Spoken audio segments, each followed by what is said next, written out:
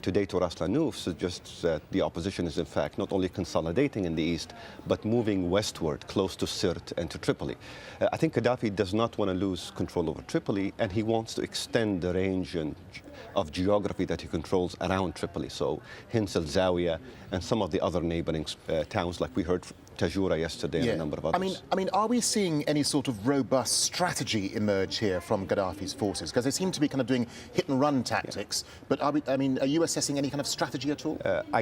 We don't see the figures that would possibly be responsible for putting together a strategy. We also know that Libya's military forces are not a professional forces. There is no centralized command and control structure.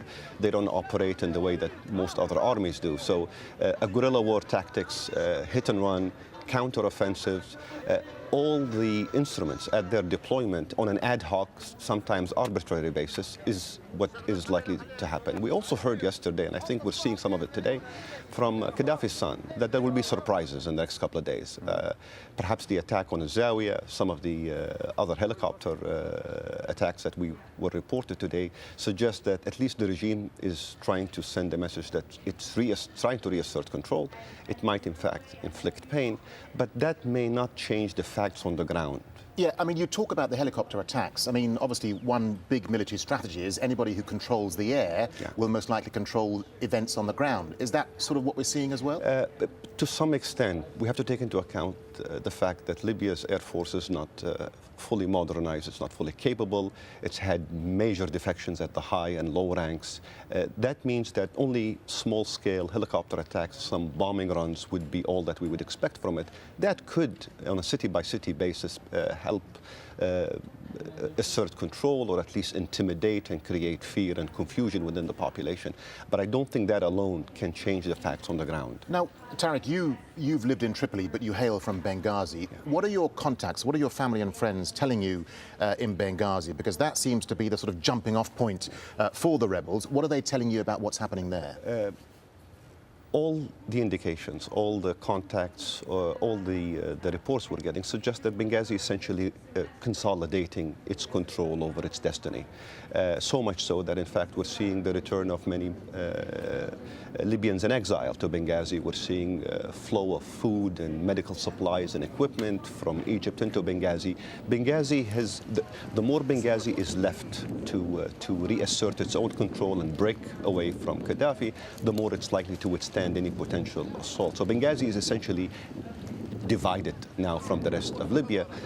What worries me is that people in Benghazi, people in the east, are pushing further west without any kind of a game plan or a clear strategy. Surprisingly, they took over two important oil cities, Brega and Ras Lanuf, which is a major export terminal.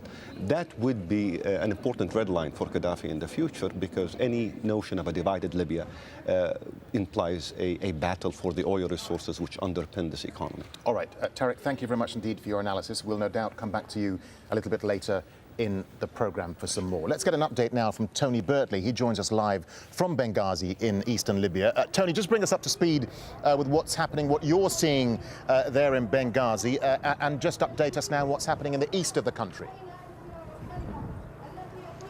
Well, it's just a few minutes ago we had the civil defence come into town. They lost 13 members of their group in an explosion at an arms dump outside the city. Now, they're saying perhaps this was sabotage. It goes back to the fears before about attacks on arms dumps, because as the people in the opposition look more to a military solution here, the more they will need arms. So it could be that this is sabotage, but I have to say that there's lots of rumour and speculation. We're not absolutely sure. We are getting information that the opposition forces have taken a small place called Ras Lanuf, which is about 600 kilometres from here, strategically important and on the way to Gaddafi's stronghold of Sirte. That's what he's got, a major force there, about 4,000 men, well armed, well trained, and a major obstacle. Now, the people here are very keen to start moving further west and try and liberate territory. The call to prayers yesterday was to stand up against Gaddafi, for him to step down and people to come forward with their arms.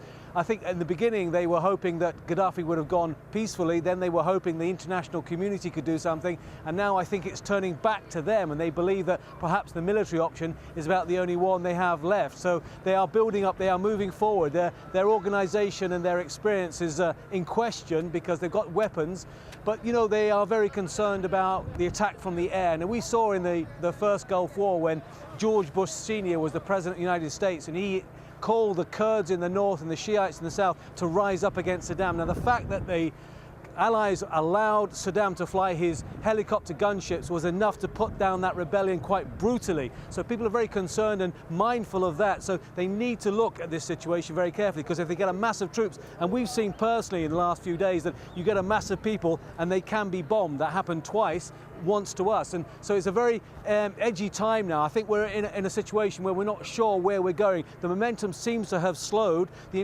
international community is not getting anywhere with Gaddafi. He still remains there. So what's next?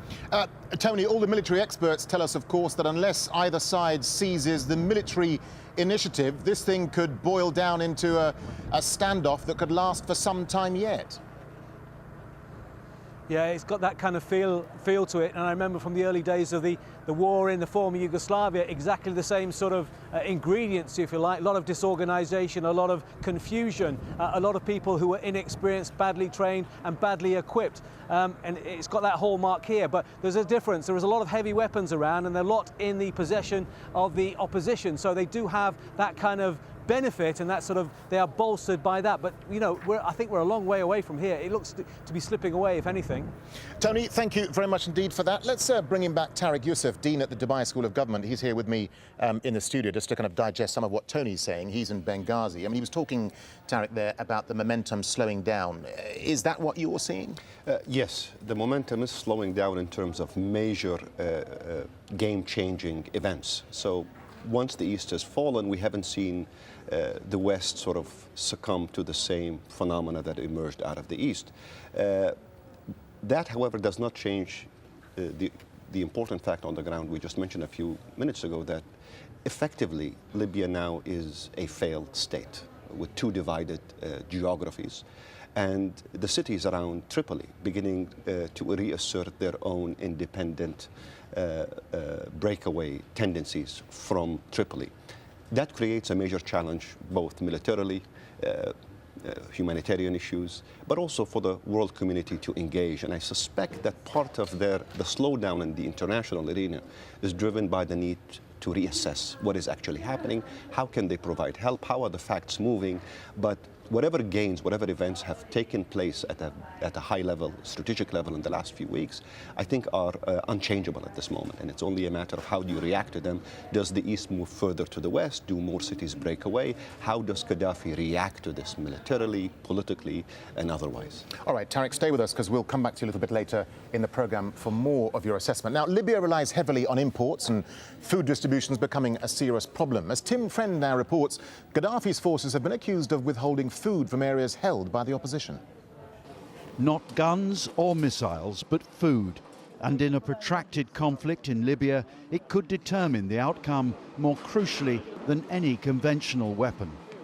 Here in rebel-held AlJazeera, the baker, Agu Fakri, reveals that the use of food as a weapon by Gaddafi supporters has already begun.